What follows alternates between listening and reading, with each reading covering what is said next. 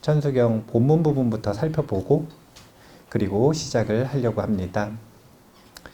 이제 천수경 본문을 살펴보려면 이 천수경에는 참회하는 부분이 있는데 그 참회하는 부분에 대해서 전통적인 구분법이 있어요. 그게 뭐냐면 사참과 이참입니다. 일사자를 써서요 사참이고요. 이치 리자를 써서 이참이에요. 그래서 이 사참과 이참의 구분을 이야기함으로써 이 좋은 점도 있는데 부작용이 있다라고 하는 것부터 먼저 이야기를 하고 시작을 하고 싶어요. 이것은 비슷한 부류의 부작용들이 많이 있거든요. 그게 뭐냐면 천수경에서는 참회를 둘로 나눈다 이거예요. 사참과 이참. 사참, 이참. 그리고 아주 노골적인 표현이 하나 있어요. 그게 뭐냐면 전반부는 사참이고 후반부는 이참인데 후반부 이참 부분에 그 개송에 보면 진참회다 이런 표현이 있어요. 그러면 잘 생각을 해보면 앞부분 참회는 진참회라는 거예요? 가짜 참회라는 거예요? 왠지 그런 느낌이 들잖아요. 네. 그래서 사참과 이참 중에 우열을 따져본다면 뭐가 더 높아 보이세요? 이참이 더 높아 보이죠? 네. 그래서 사참은 중요하지 않거나 사참을 등한시하거나 이런 일들이 벌어지는 거예요. 이런 부류의 일들은 똑같은 일들이 일어나는 게 이런 것들도 있어요. 뭐가 있냐면 부처님께서는 이 파멸의 길에서 벗어나 행복의 길로 나아갈 때 제가불자에게는 천상의 길을 가기를 권하셨고 출가자에게는 해탈의 길을 가기를 권하셨어요. 그러니까 파멸의 길에서 벗어난다 그러면 천상의 길, 그 다음에 해탈의 길을 위한 수행이 있어요. 이제 천상의 길이라 함은 제가불자의 수행이 될 거고 해탈의 길이라 함은 출가불자의 수행이 될 거예요. 그러면 이것도 한번 따져보면 천상의 길이 더 좋아 보이세요? 해탈의 길이 더 좋아 보이세요? 뭐가 더 높아 보여요? 이렇게 되면 어떻게 돼버리냐면 천상의 길은 가치가 빗발해버리는 거예요. 하나가 또 있어요. 그게 뭐냐면 금강경에서 무주상보시를 하라 그랬더니 무주상보시하고 상대되는 개념은 그냥 말을 상대되는 개념으로 그냥 쓰면 유주상보시 아니에요. 예, 유상보시와 무상보시가 있는데 분명히 유상보시가 공덕이 더 크다 그랬나요? 무상보시가 더 크다 그랬나요? 무상보시가 더 크다 그랬죠? 그러니까 유상보시는 하면 안 되는 것보다 그래가지고 안 해요. 그러니까 절이 가난해졌어요. 아니 이거는 재미있는 일이기도 하지만 한국 불교가 가지고 있는 고질적인 문제점 중에 하나예요. 한국 불교에서만큼 보시를 안 하는 불교는 없어요. 한국 불교가 보시를 가장 안 해요. 제가불자들이. 다른 나라 불교 그리고 다른 종교와 비교를 했을 때 상대적으로 가장 적게 보시하는 나라가 한국 불교예요. 근데 그게 왜 그런 일들이 벌어진 거냐면 이 무주상 보시에 대한 이야기 때문에 그래요. 저것 때문에 보시를 할 때 즐겁지가 않고 보시를 할 때 혼나는 기분인 거예요. 왜냐면 자기는 욕심 가지고 보시하니까. 아니 보시를 하면 마음의 인색함이 사라지고 환희가 생겨야 되는데 죄책감이 생기는 거예요. 나는 속물인가 보다. 그리고 법문 들을 때마다 자꾸 그걸 되뇌이는 거예요. 스스로. 아 무주상 보시를 하라 그랬는데 나는 그게 안 되네. 이런 것들이 뭐냐면 전부 다 똑같아요. 이런 걸 영적 탐욕이라 그래요.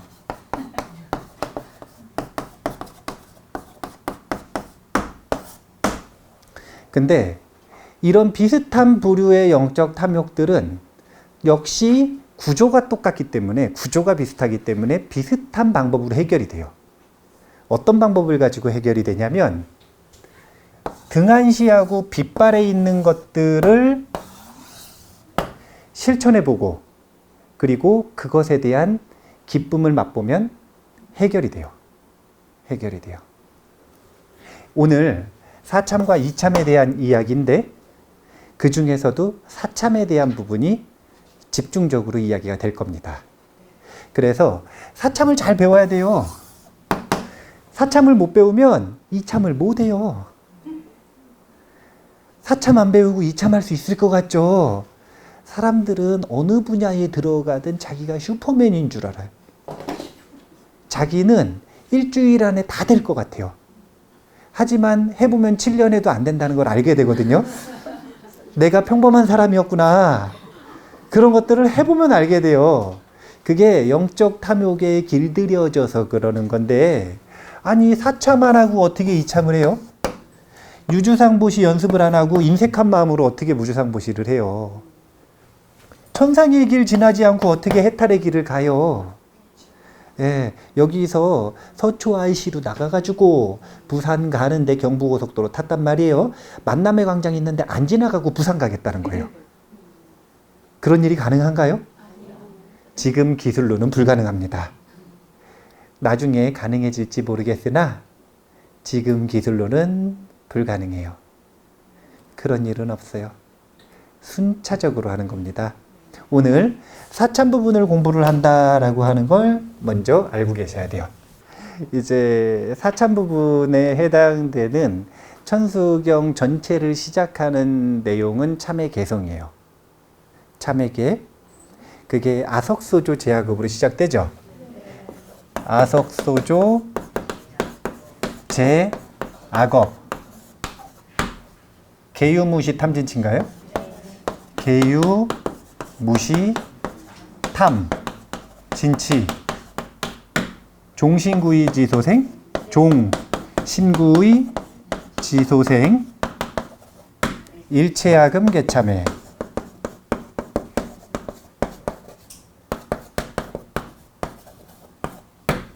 천수경 전체에, 그러니까 참회 부분 전체를 아우르는 사참과 이참을 아우르는 전체적인 참회에 대한 내용을 담고 있는 이 개성입니다.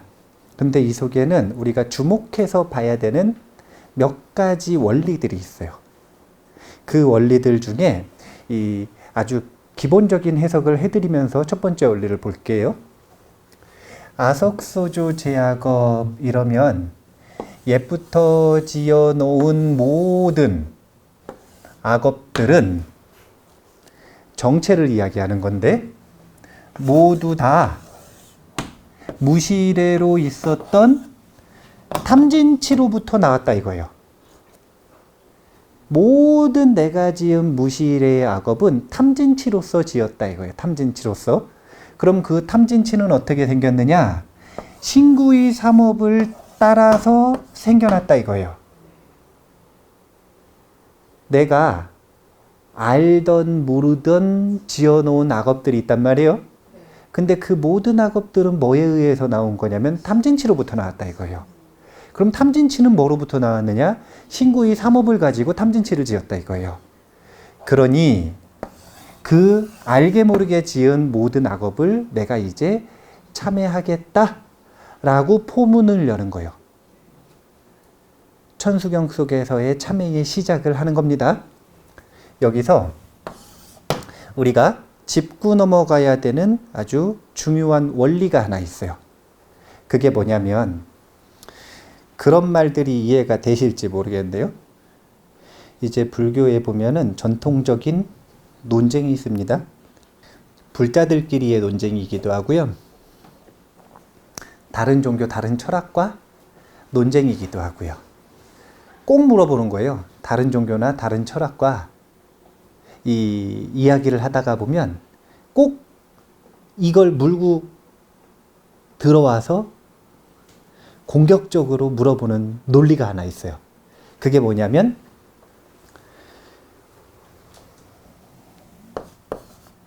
부처님은 무하라 그랬는데 어떻게 윤회하느냐? 이 무아와 윤회의 상대성이요. 내가 없는데 어떻게 윤회하느냐? 내가 없는데 어떻게 윤회하느냐? 이 질문을 꼭 물고 들어와요. 그리고 이 질문에 대해서 사람들이 의외로 쉽게 이해를 잘 못해요.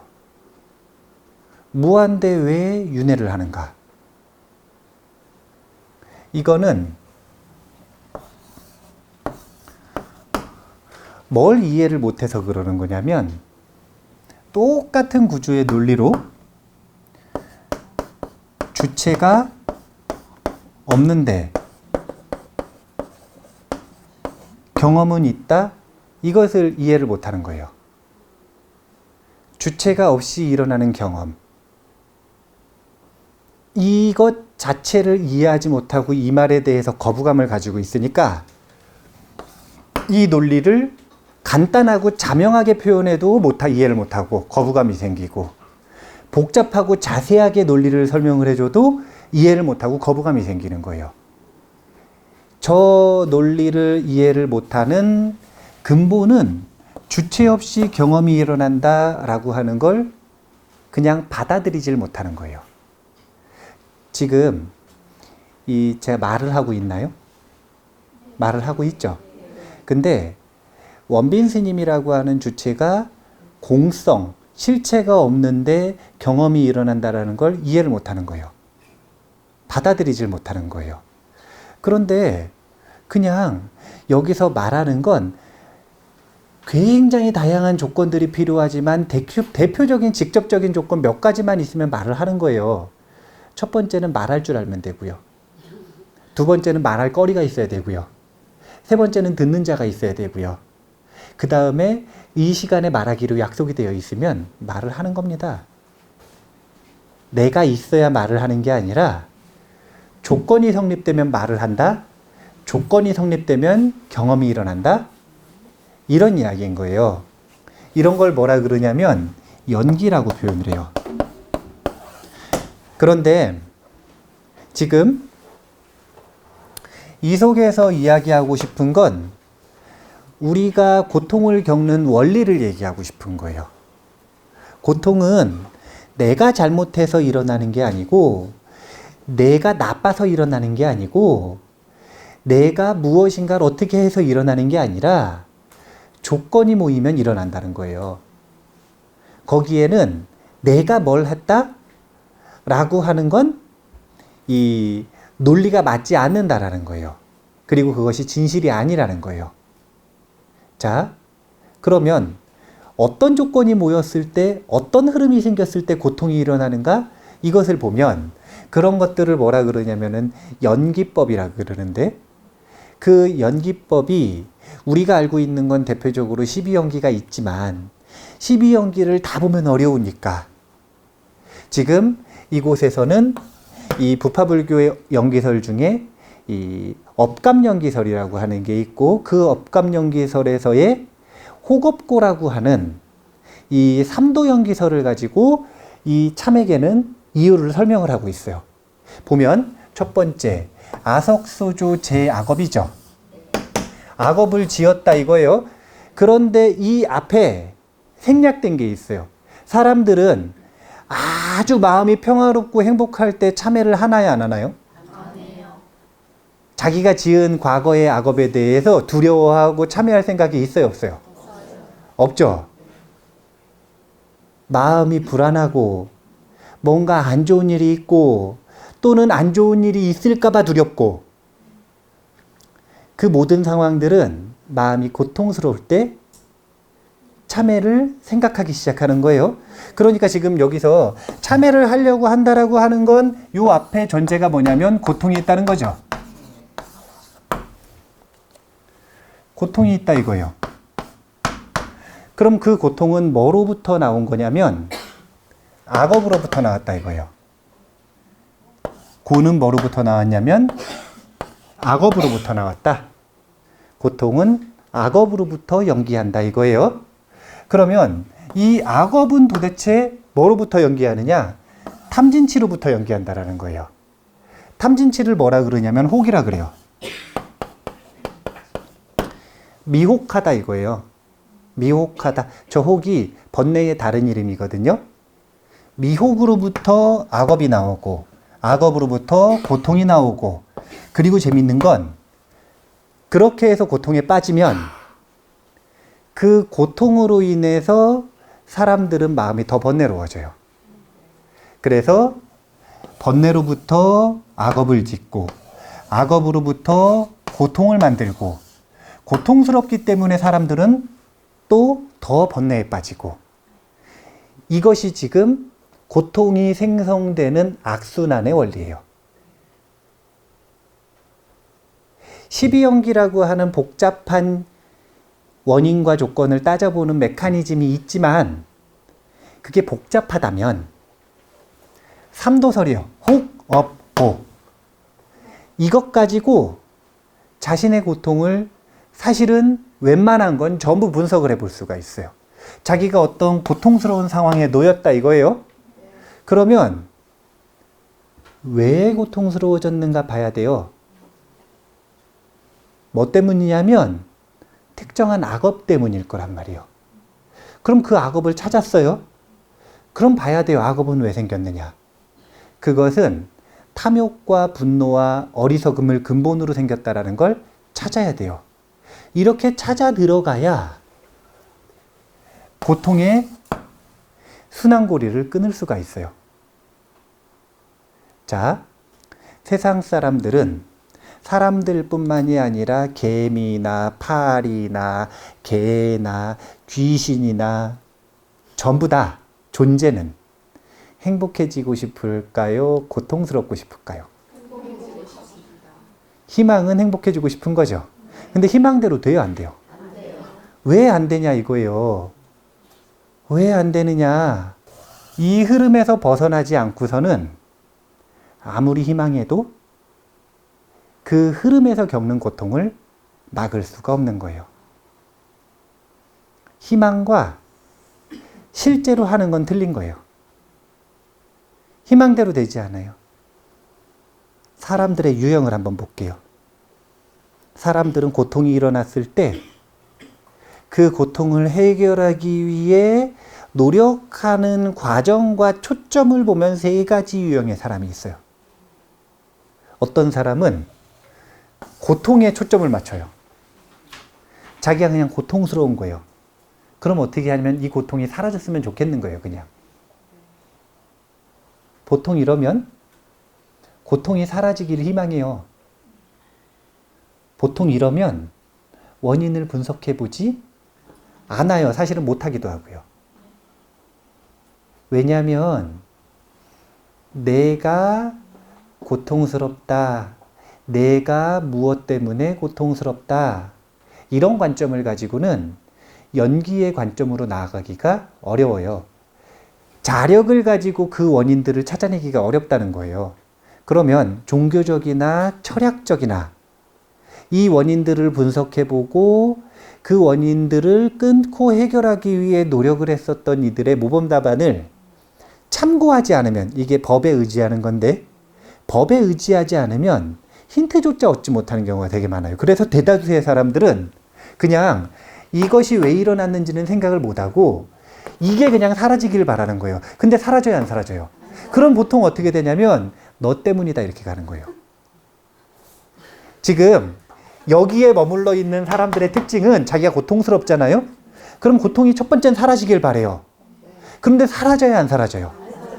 예, 그러니까 뭐라 그러냐면 시간 지나면 사라질 거야 이러잖아요. 시간 지나면 사라질 거야. 시간이 해결해 줄 거야. 그건 해결해 준 게 아니라 그 열매가 우선순위에서 밀려서 의식의 표면에서 지금 잠깐 쉬어졌을 뿐이에요. 언제든지 다시 올라옵니다. 그 고통은. 해결한 게 결코 아니거든요. 그래서 원인을 분석해가지고 더 깊이 들어가지 못하는 사람은 지금 자기가 고통스러운데 고통이 없어지기를 희망하는데 안 없어지니까 불만이 생겼잖아요. 그 불만이 향할 때가 필요해요. 그게 보통 누구에게 향하는 거냐면 너에게 향한다는 거예요. 몰아주기도 하고요. 무조건 너 때문이에요. 무조건. 이유 없어요. 원래 싫은 사람 있죠? 이미 내가 그 사람 때문에 충분히 고통스럽고 싫은 사람이 생겼으면 그 사람한테 무조건 몰아주는 거예요. 그냥 전부 너 때문인 거예요. 굉장히 부조리해요.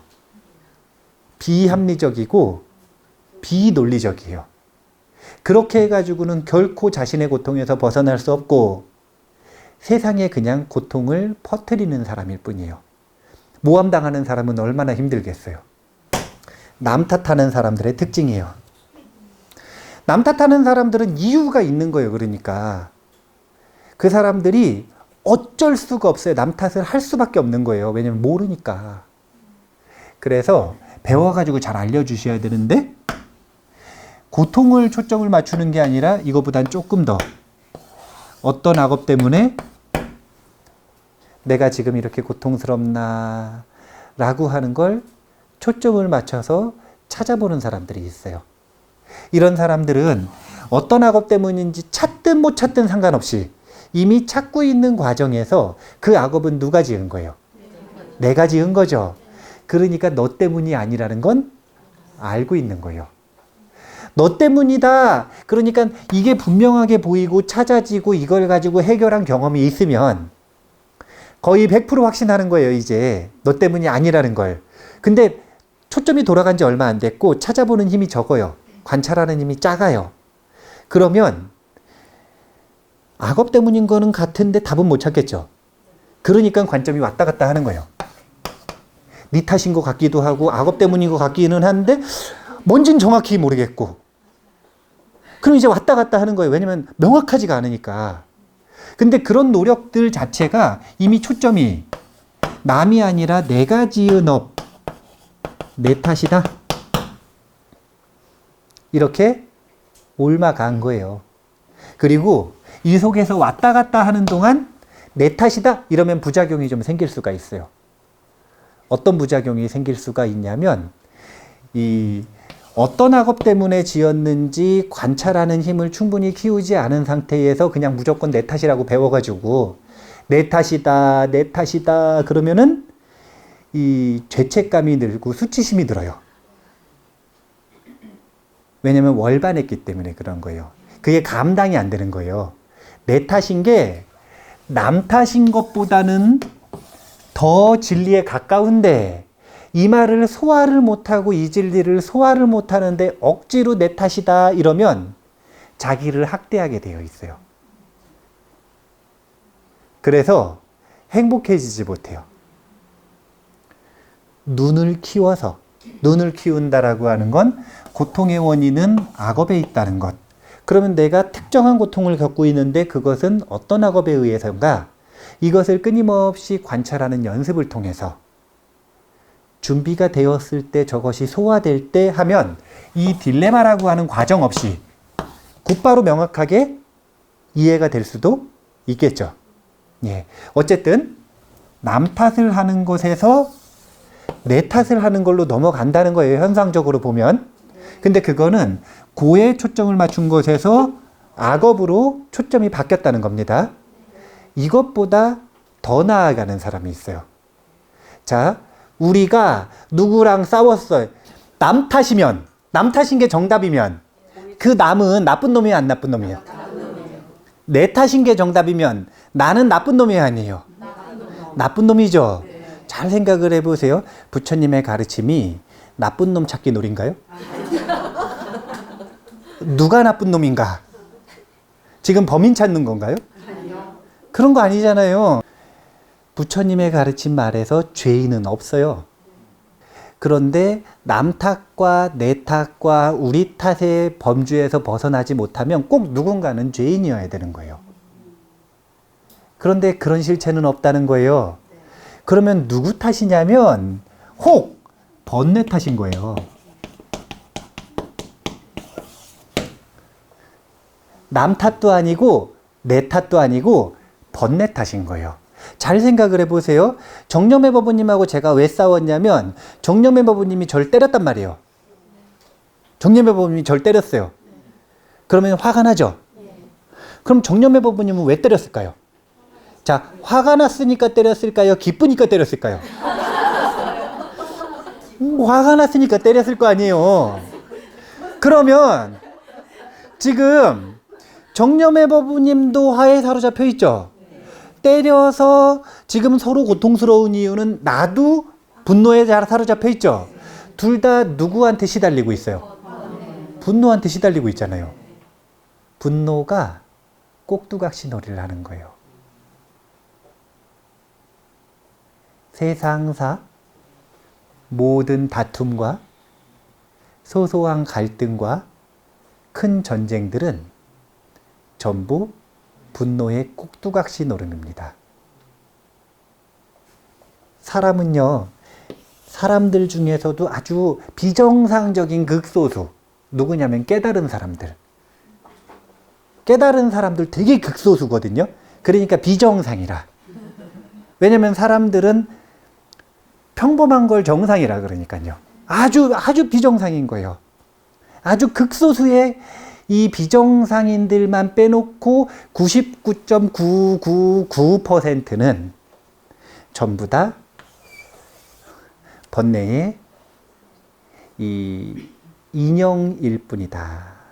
번뇌가 본인을 숨기기 위해 내세워 놓은 인형일 뿐이다. 이렇게 보시면 돼요. 그래서 우리가 정말로 행복하고 싶다면 누구랑 싸워야 되는지 주적을 명확하게 알아야 돼요. 이거 굉장히 헷갈려요. 이유는 간단해요. 번뇌가 교묘하게 숨기도 하지만 그동안 번뇌가 아니라 네 탓이다 내 탓이다 하는 악습들이 너무 깊게 박혀 있기 때문에 자동으로 그냥 너 때문인 거예요. 생각해 볼 필요도 없어요. 그냥 고민할 필요도 없이 마치 여기 이렇게 툭 때리면 딱 올라오듯이 화나면 너 때문인 거예요. 화나면 너 때문인 거예요. 그게 자기한테 향해 가지고 자기를 학대하는 사람들 있죠. 맨날 내 탓이요, 내 탓이다 이러는 사람들 있죠. 소화가 안 되는데 이러는 사람들은 그냥 본능적으로 내 탓인 거예요. 근데 그렇게 해서는 결코 범인을 잡을 수가 없어요. 진짜 원인을 찾아낼 수가 없어요. 정신을 똑바로 차려야 그렇게 내 고통의 원인을 분명하게 봐야 되는 순간에 번뇌 때문이다라고 하는 걸 볼 수가 있는 거예요. 그러니까 내가 화가 났다 이거예요. 지금 그 원인을 찾고 싶어요. 내 눈앞에 원수가 있어요. 그럼 그 사람 보는 건 쉬워요, 어려워요?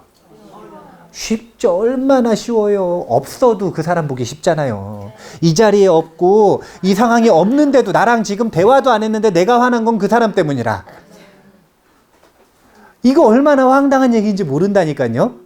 아니 지금 이 자리에서 얘기하다 화가 났는데 집에 있는 그 사람 때문에 자기가 화가 났대요. 지금 이 화는 집에 있는 그 사람 때문에 일어난 거래요. 이거 굉장히 이상한 거예요. 굉장히 이상한 논리예요. 굉장히 이상한 논리. 그런 상황에서 그 사람 보는 건 정말 쉽고 이것보다 한 걸음 더 나아가서 내 악업 때문이다 라고 보는 건 어렵고 악업보다 더 근본적으로 내 탐욕과 분노와 어리석음 때문에 이런 일이 일어난다? 이것은 정말 어려운 일이에요. 그러니까 수행이 얼마나 되었는가, 자기가 수행을 얼마나 잘했는가 이런 걸 검증할 수 있는 아주 좋은 순간들이 있어요. 그게 뭐냐면 누가 나를 긁을 때,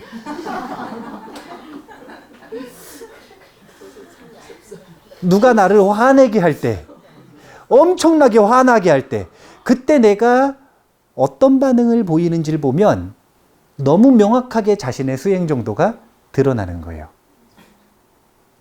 여전히 남 탓을 하고 있다. 그러면 제가 남 탓을 하는 결과를 알려드릴게요. 파멸의 길을 걷습니다.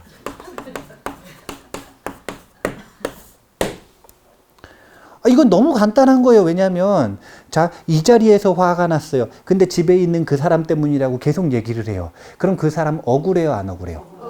억울하면 화 나요, 안 나요? 그럼 둘은 파멸인 거예요. 보나마난 거죠. 그런 관계에서 어떻게 행복이 있어요? 그런 관계에선 행복은 없어요. 그래서 아주 특별한 일이 있지 않는 이상 대부분 파멸의 길을 걷게 될 것이다. 그 다음에 악업을 보고 그래서 이 악업을 찾아서 내 탓이다라고 정도까지 그래도 관점이 돌아오고 소화되는 사람들. 이걸 억지로 흉내내는 게 아니라 소화되는 사람들. 이 보이는 거죠. 관찰을 해보니까 이런 악업 때문에 이런 고통이 일어나는구나. 인과가 보이는 거예요. 이 정도 눈이 뜨이면 천상의 길을 갈 수 있어요. 천상의 길. 네. 이 정도 눈이 뜨이면 천상의 길을 갈 수 있어요. 그런데 이것이 특정한 어떤 번뇌 때문이다 라고 하는 것들을 아는 사람들은 해탈의 길이 열리기 시작합니다. 왜냐하면 여기는 열쇠가 없어요. 고통에서 벗어날 열쇠가 없어요. 첫 번째 잠금 장치예요. 열쇠 1. 이거 열고 들어가면 열쇠 2가 있단 말이에요. 근데 사실은 열쇠 2는 복합적이에요. 왜냐하면 번뇌라고 하는 게 탐진치. 이것은 위계가 있기 때문에 그래요. 위계. 서로 간에 위계가 있어요. 어떤 위계인지 적어드릴까요? 예, 어떤 위계냐면요. 자, 탐진치 중에 제일 해결하기 쉬운 번뇌가 뭔 것 같으세요? 분노는 극렬하죠? 극렬하니까 해결하기 어렵다고 이렇게 생각을 해요. 근데 극렬한 건 표가 잘 난다는 거죠? 그래서 해결하기가 쉬운 거예요. 사람들은 극렬하면 해결을 못하는 줄 알아요. 근데 잘 생각해 보세요. 대놓고 싸나운 사람 해결하기가 쉬울 것 같으세요? 아니면 속으로 딱 숨기고 한 20년 칼을 가는 사람. 이런 사람 해결하기가 쉬울 것 같으세요? 분노가 제일 해결하기가 쉬워요. 그리고 분노의 원인이 뭐냐면 바로 탐욕이에요. 그래서 탐욕이 두 번째로 쉬워요. 그럼 탐욕의 원인은 뭐냐? 우치예요. 그래서 탐진치 번뇌에도 위계가 있어요. 진탐치예요. 진탐치. 그러니까 이 진을 해결할 정도가 되면은 사실은 이제 진을 해결했다. 이 정도가 되면 천상의 길에서 해탈의 길로 전환되기 시작하는 거예요. 탐욕을 어느 정도 해결을 했다. 그러면 그 다음에 뭐가 보이는 거냐면 우치를 해결할 수 있는 길이 보이는 겁니다. 이걸 보지 않고 이걸 보기가 어렵고요. 이걸 보지 않고 이걸 보기가 어려워요. 위계가 분명하게 있어요. 그래서 우리가 지금 다시 연기설에서 천수경의 참회 부분으로 가면, 참회 부분으로 가면 참회를 하려고 하는 이유가 뭐라 그랬죠? 뭐 때문이냐면 고통스러워서 그렇다니까요. 고통스러워서. 아유, 사람들 삶을 사는 걸 보셔요. 안 고통스러운데 참회하고 싶나? 절이나 교회에 갈 때 보면 고통스러울 때 가요? 행복할 때 가요? 왜 행복할 때는 안 오나 몰라요? 네? 그러니까 이게 재밌는 게 행복할 때 절에 오고 행복할 때 교회에 오시는 분들은 그래도 수준이 있는 분들이라. 이게 수준이 있는 거예요. 의식에도 수준이 좀 있고 그 다음에 정진의 힘도 어느 정도 붙었고 그런 분들인 거예요. 근데 대부분 그렇지 못한 분들은 분명히 고통이 있어야 와요. 불만족이 있어야 오고 위기가 있어야 와요. 예. 근데 그렇기 때문에 참회를 할 생각을 한다. 이것은 분명히 고통에 직면했다는 거예요. 또는 고통이 생길 것 같은 위기감이 있는 거예요. 그러면 그 원인을 여러 가지로 찾는데 그 중에 하나를 찾는 게 뭐냐면 내가 어떤 죄인이라 이런 고통을 받는구나. 이런 생각을 한다 이거예요. 그래서 그런 고통 속에서 벗어나기 위해 사람들이 세 가지 수준의 초점을 가지고 참회를 한다 이거예요. 첫 번째, 고통 때문에 이런 일들이 일어나고 고통이 너무 싫고 고통이 없어졌으면 좋겠다. 이 관점을 가지고 참회를 하는 사람은 고통에서 벗어날 길이 있다는 거예요, 없다는 거예요? 없다는 거예요, 없다는 거. 이런 사람들은 고통에서 벗어나기보다는 이 범죄에서도 벗어나기가 어려울 수 있어요. 여기서 말하는 범죄라고 하는 건 삐용삐용 해가지고 잡혀가는 범죄 아니더라도 안 잡혀가는 범죄도 얼마나 많아요? 가족들 간에, 친구들 간에 얼마나 범죄가 많아요. 네. 이제 그런 것들은 범죄라고 안 하고 반칙이라 그러죠. 반칙. 관계 속에서의 반칙. 반칙이 얼마나 많아요? 봐주는 거지 그냥. 그 사람도 아쉬운 게 있으니까 그냥 봐주는 거죠. 그 길에서 벗어나지 못해요. 그래서 파멸의 길. 이거는 참회가 된다는 거예요? 안 된다는 거예요? 안 된다는 거예요. 물론 그래도 이렇게라도 계속 참회를 하면 이렇게 연결되는 인연이 생길까요? 안 생길까요? 생기겠죠. 땅 파다 보면 깊이 들어가게 돼 있어요. 예. 손으로 파든 삽질을 하든 어쨌든 계속 파다 보면 어쨌든 깊이 들어가게 되어 있어요. 인연 닿으면. 그렇게 해서 자기의 악업을 보고 내 탓이라고 하는 게 소화가 되기 시작하고 이런 사람들은 참회가 좀 된다는 거예요. 그래서 천상의 길로 들어설 수 있다. 이거는 굉장히 희망적인 이야기인 거예요. 우리가 다 아는 것 정도만 소화를 해도 내 탓이요 얼마나 유명한 말이에요. 내 탓이요 이거 얼마나 유명한 말이에요. 근데 내 탓이요 흉내내지 말고 소화할 수 있으면 그 정도만 돼도 사막도에서 벗어나는 게 어렵지 않아요. 근데 성공률이 너무 낮아요. 어렵지는 않은데 성공률이 너무 낮아요. 아니 성공률이 왜 낮냐면 되게 간단한 건데 오늘 제 낮에 누가 상담한다고 젊은 친구가 왔어요. 젊은이가 왔어요. 젊은이가 와가지고 저한테 상담을 하는데 시험 공부를 준비를 하다가 지금 이제 집안에 무슨 일이 있어가지고 그 집안에서 하던 사업을 물려받아가지고 이제 해야 된대요. 그래서 이 시험 공부는 그만두고 이걸 하려고 그러는데 마음이 불안하대요. 그래서 자기가 뭘 얻고 싶냐면 마음의 평화를 얻고 싶대요. 그래서 제가 물어봤어요. 뭐라고 물어봤냐면 마음의 평화를 얻기 위해 뭘 하느냐. 그러니까 기회가 될 때마다 조금씩 이렇게 공양 올리는 걸 하고 그 다음에 생각날 때마다 나무아미타불 연부를 한대요. 그래서 제가 질문을 했어요. 반대로 질문을 했어요. 뭐라고 질문을 했냐면 자 원래 보려고 하던 시험이 있지. 그 시험이 평균적으로 하루에 몇 시간씩 공부를 하든가 물어봤어요. 그러니까 옆에 있는 시험 준비하는 사람들을 보니까 하루에 10시간 정도씩 공부를 한대요. 그럼 10시간 정도씩 공부해가지고 보통 1년 만에 붙는지 아니면 평균 2년 걸리는지 물어봤어요. 한 평균 2, 3년은 걸린대요.